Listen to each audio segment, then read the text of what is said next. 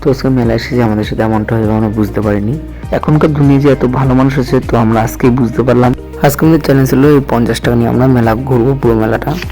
50 টাকাটা নিয়ে আমরা প্রথমে একটা চায়ের দোকানে চলে গেলাম, দুটো চা ও দুটো বিস্কুট কিনলাম। কেনার পরে আমাদের বিল হলো 20 টাকা, আর আমাদের বাকি 30 টাকা পড়ে আছে। এই 30 টাকা নিয়ে আমরা একটা জিলাপির দোকানে গেলাম। জিলাপির দোকানে যাওয়ার পরে আমরা জিজ্ঞাসা করলাম যে জিলাপির শ কত।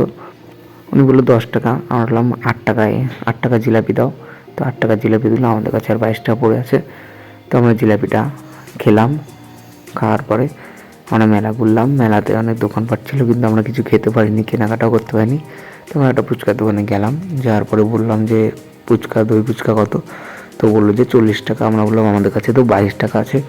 বললো ঠিক আছে, কোনো ব্যাপার না, আমি বানিয়ে দিচ্ছি। তারপর আমাদের সত্যি সত্যি 1 প্লেট দই ফুচকা বানিয়ে দিল। এরকম মানুষ সত্যি খুবই এখন কম পাওয়া যায়।